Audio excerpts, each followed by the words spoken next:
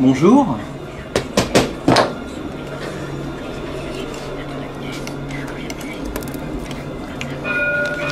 Alors là, j'ai en train de faire une mise en plomb.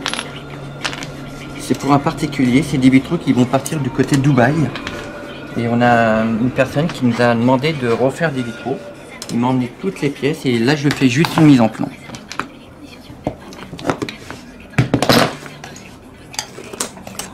Et à partir de là, dès qu'à la fin, on a vraiment fini le montage, on va passer à la soudure et on va passer au masticage. Alors là, je prépare toutes mes pièces.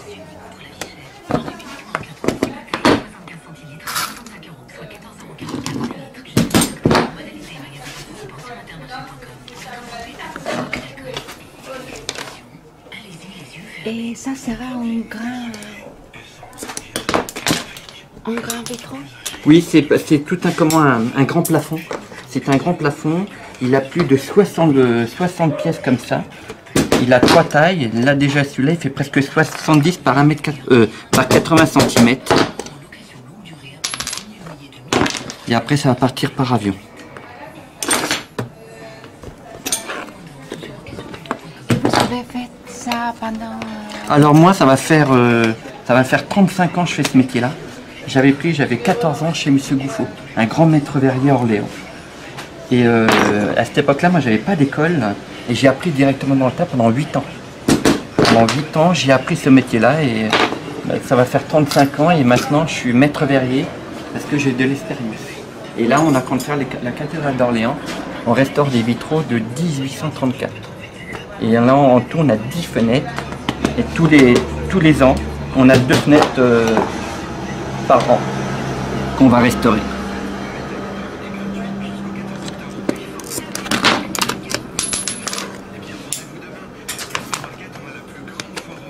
Et là maintenant nous on a ouvert notre boutique.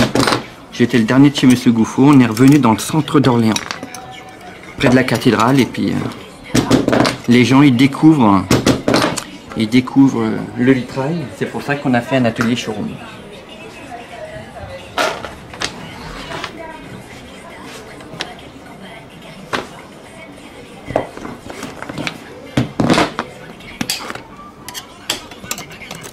Et là, mettons quand à la fin, il va être, quand il sera monté à la fin, je vais prendre mon mètre en plastique, mon rabattoir, et je vais écraser tout doucement le plomb pour vraiment faire un truc propre. Voyez. Là, je redresse la partie. À partir de ça, je fais mon travail. Et après, dès qu'à la fin, je vais prendre mon fer qui est là. Je prends mon fer qui est ici. J'ai mon décapant qui est là. J'ai ma baguette de soudure. Et là, je vais vous faire une petite soudure. C'est juste. Je vais mettre mon décapant, je vais le faire ici. À partir de là, je vais prendre mon fer. Je vais prendre ma petite boîte à sardines parce que pour refroidir un peu, pour pas que ma soudure elle est trop chaude, sinon ça va brûler mon plomb. Et à partir de là, je fais une soudure. Voilà. Et là, la soudure, elle est faite.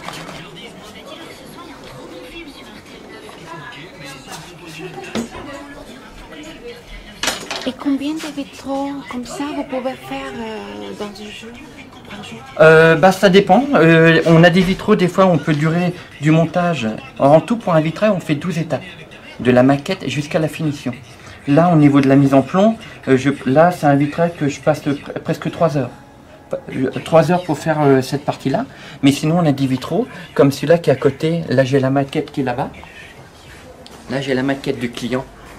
Ça, c'est la maquette du client qu'ils ont choisi. Et à partir de là, ça, j'ai passé presque 2 jours. Et quand je le mets en lumière, Ah oui. on a toute la partie avec les nuances. Alors ça, je vais jouer avec du verre chamarré. Avec du verre chamarré pour vraiment donner des nuances et puis des effets au niveau du verre. Et ça, c'est pour un particulier? C'est pour un particulier. Nous, on a presque là, depuis qu'on a ouvert notre boutique, on a 80% de particuliers. qui nous demandent des pièces sur mesure. Alors moi j'aime pas, moi je veux je fais que des pièces uniques, je veux pas de série. Mettons quand je veux faire une lampe, j'en fais qu'une, et à partir de cette lampe-là, une personne me dit tiens, est-ce qu'on peut rajouter ça? La deuxième lampe elle va se faire comme ça. Mais tout ce que dans la boutique, on n'a qu'une pièce, et après c'est les gens qui peuvent nous demander autre chose. Oui. Vraiment des pièces autre chose. Et vous avez beaucoup de choses ici.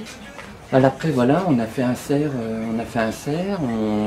on peut vraiment faire, là on a fait des guitares manuelles. Là on sait qu'il y en a une qui va peut-être partir au Canada, une personne qui nous a demandé, pour un bar au Canada. Et là on va étudier une guitare électrique, vraiment qu'on peut y aller sur scène. Alors tout en verre et celle-là elle fonctionne. Celle-là elle fonctionne. Et après sinon on a des vitraux qu'on vient restaurer dans des vieilles églises. Voilà. Là on a des parties des vitraux qu'on est en train de restaurer. Alors après ça c'est plus 19e. Et ça c'est un particulier qu'on est en train de... J'étais obligé de refaire aussi.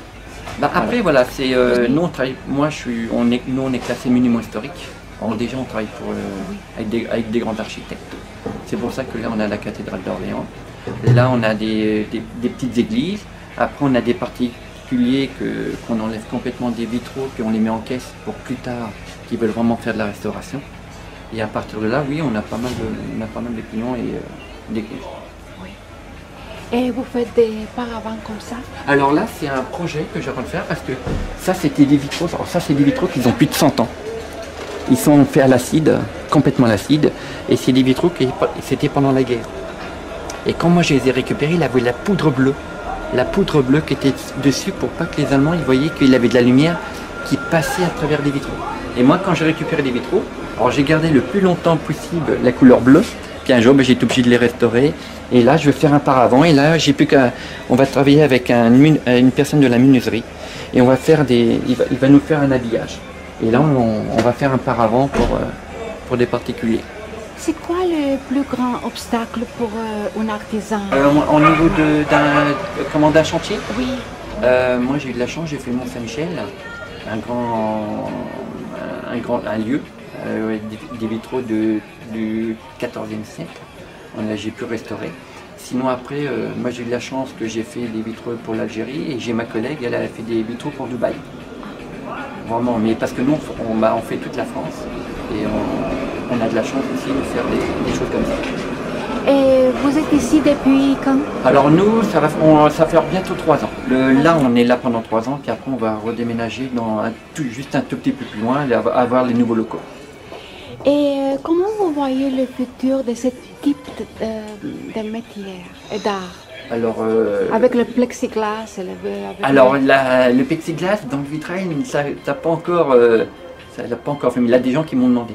Mais nous, en mettant dans ce métier-là, on ne peut pas vraiment changer de tout le matériel parce que si on veut restaurer un vitrail du XIe siècle, le premier vitrail il est de 1100 des poussières, on est obligé de le restaurer.